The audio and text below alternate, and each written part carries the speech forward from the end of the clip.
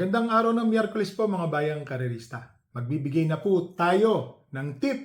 Sisimulan po natin ngayon. July 15, 2026, araw ng Miyerkules po.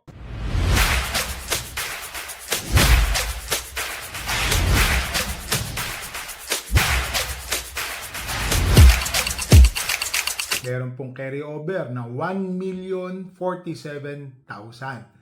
Dito po yan sa Philippine Jockey Club na pakarera. Pakita ko lang po ang ating kopya. Salamat nga pala kay Speedform sa walang sawang pag-send sa akin. Yan po Kung mapapansin nyo po mga bayang karerista, matagal po talaga akong hindi nagbigay ng tip. Ngayon lang po ulit. Bakit to? Marami hong nagtatanong sa akin, marami hong nagre-request. Sabi ko, sige po, kasi pina-private message po ako. So sabi ko, sige, simulan natin ngayong 15.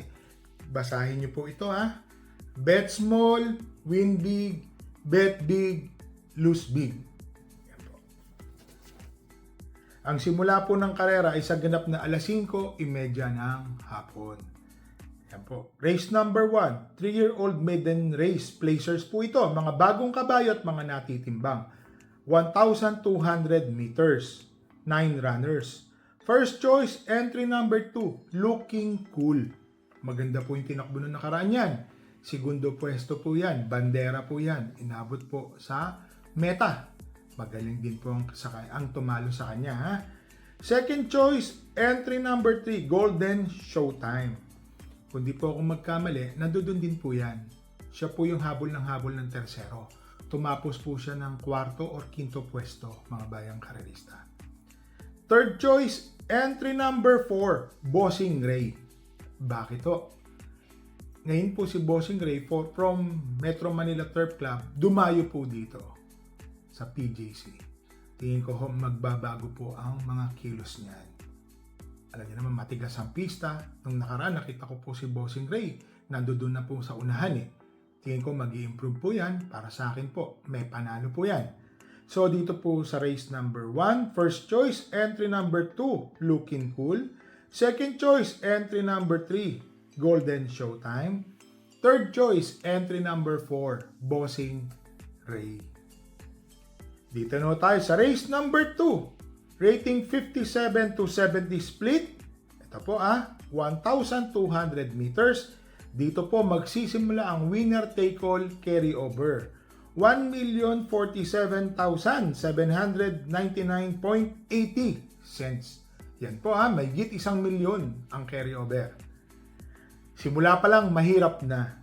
Meron pong 12 entries. First choice, entry number 3, Frugality. Galing ho ito sa panalo. Tinalo po niya dito si Liska Bianca. Mainam po ang pagkakapanalo ni Frugality. Marami pa. First choice ko po siya. Second choice, entry number 2, Great Sashi. JB Hernandez.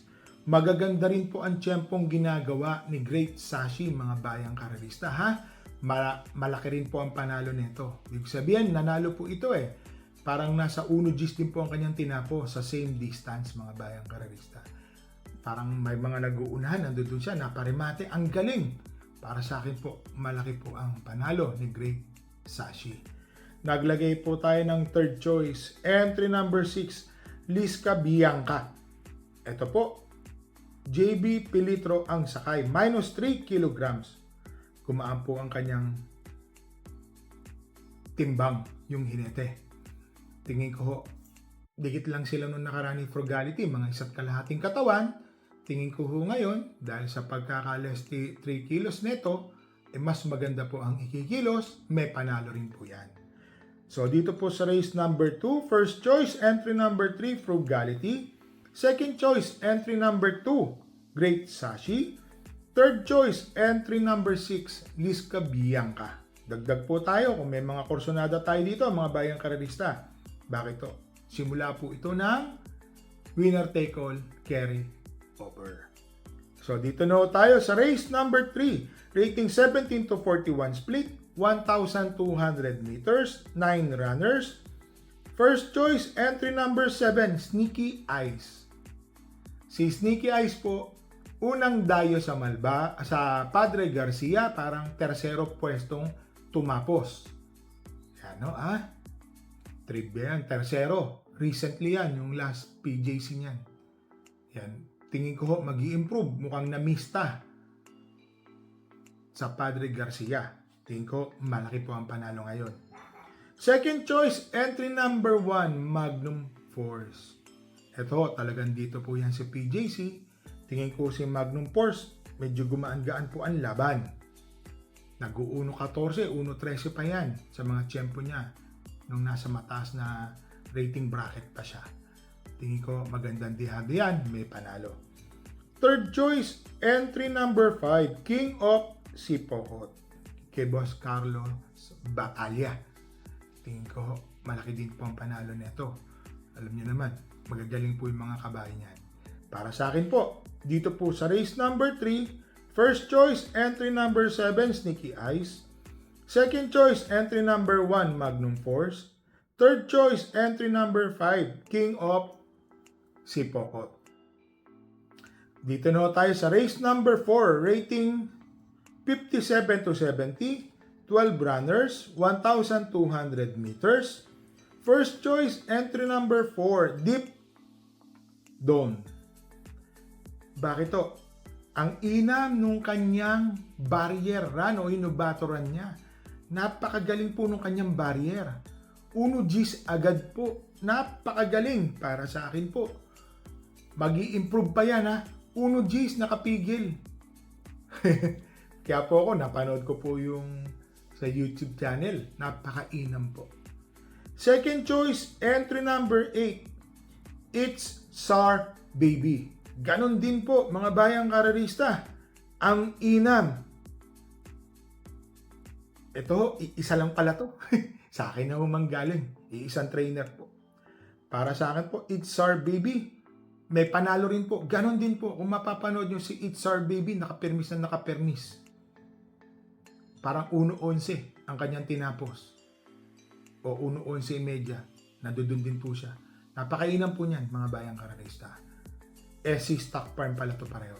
Para sa akin po, parehas pong mag-iinam yung kabayo na yan. So, dito po sa race number 4, first choice, entry number 4, Deep Dawn. Second choice, entry number 8, It's Sar Baby. Dito na tayo sa race number 5, rating 17 to 41 split, 1,200 meters, 10 runners.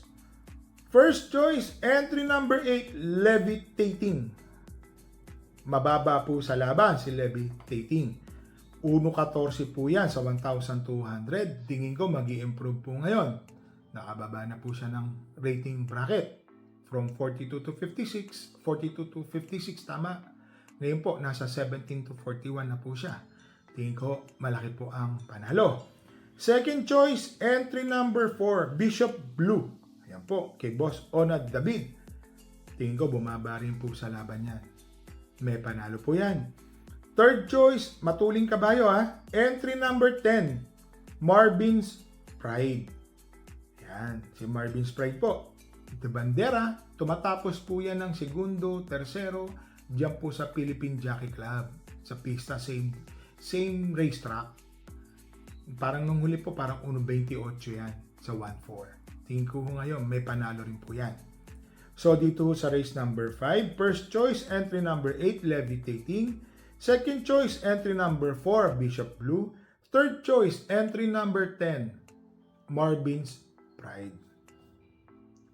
Dito na tayo sa race number 6, rating 42 to 56 split, 1,200 meters, 9 runners. First choice, entry number 9, Every Sweat Counts. Matuling kabayo. Baka ho tumapos, banderang tapos. Mainam po yan na kabayo. Second choice, medyo dihado po. Entry number 4, plus 5 Kosa. Eh yung tempo po nila, ginagawa po nito ni plus 5 Kosa. Tingin ko, mag-i-improve to kada takbo. Alam niyo na, pwede po yan. Third choice, entry number 3, Eye in the Sky. Yan po, sinakyan po ni Ryan Base. Tingin ko ho, may panalo po yan.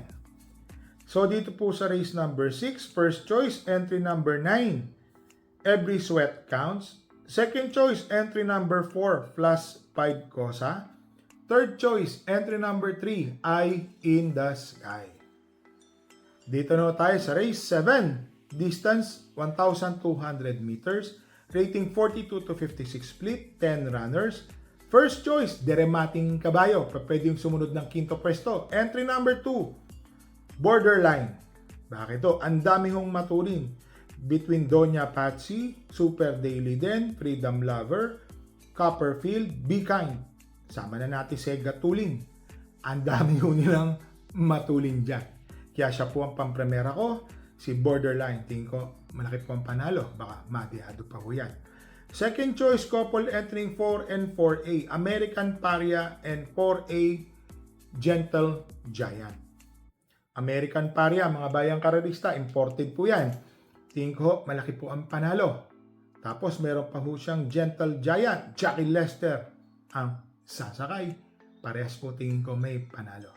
So dito po sa race number 7, first choice entry number 2, Borderline. Second choice, couple entering 4 and 4A, American Paria and 4A Gentle Giant. Dito na tayo sa race number 8, rating 42 to 56 split, 1,200 meters, 11 runners. First choice, entry number 4, Giselle's Touch. Magaan po ang timbang, 51 kilos. Tingin ko ho, pabor po sa kanya ang timbang. Tapos alam naman natin, magaling naman tong jockey na apprentice natin na to. Manonood lang po ito, o tututok lang po ito. Tingin ko malaki po ang panalo. Second choice, entry number 5, Brazilian Fable. Nakikita ko ho, yung mga takbo ho nito, nag-i-improve. Tingin ko ho, malaki rin po ang panalo ni Brazilian Fable. Third choice, entry number 9, Miss Pinkerton. Naparimate na yan, mga bayang karerista. Lumapit na po yan. Para sa akin po, may panalo rin. Naglagay po ako ng pang-apat. Entry number 3, Kipi Taki kay Madam LABD. Tingin ko ho, malaki po ang panalo. Lalo na si Kipi Taki, parang nasigundo po nung huling takbo, dihadong-dihado. So mga bayang karerista, dito po sa race number 8, first choice, entry number 4, Giselle's Touch. Second choice, entry number 5, Brazilian Fable. Third choice, entry number 9, Miss Pinkerton. Fourth choice, entry number 3, Kipi Taki. So mga bayang karerista, wala po tayong kabayong tatakbo ngayong araw ng Miyerkules. Tingin ko pati Biyernes wala rin po akong tatakbo or naisaling kabayo. Nakita niyo po yung sinasabi ko po na bet small, win big, bet big, lose big. Bakit po? 4 pesos ko po, 160 pesos na puhunan, naging 16,000. Yan po ang masasabi ko. Talagang tsambahan lang din po sa karera. Alam niyo po, araw po ng sahod ngayon. Yan no pasensya na, medyo na-late din po ako magbigay. Sa totoo lang ho, marami ko talaga nagkumbinsi sa akin na wag na. Pero mas nanalo po yung mga bayang karerista pag pumupunta po ako ng ibang OTBs, doon po ako nakakataya at pag naglalaro po ako ng sabong, boss, magbigay ka naman ng tip. Naliligaw kami. Sabi ko, sige, ngayong 15, simulan ko ulit. So mga bayang karerista, parati po namin kayong nare-remind. Bet small, win big, bet big, lose big. Magdala po tayo ng payong at tubig na mainom. Nag-uulan po madulas ang daan mga bayang karerista madulas, nag-uulan madalas sa hapon. So, happy racing po sa inyong lahat and stay safe.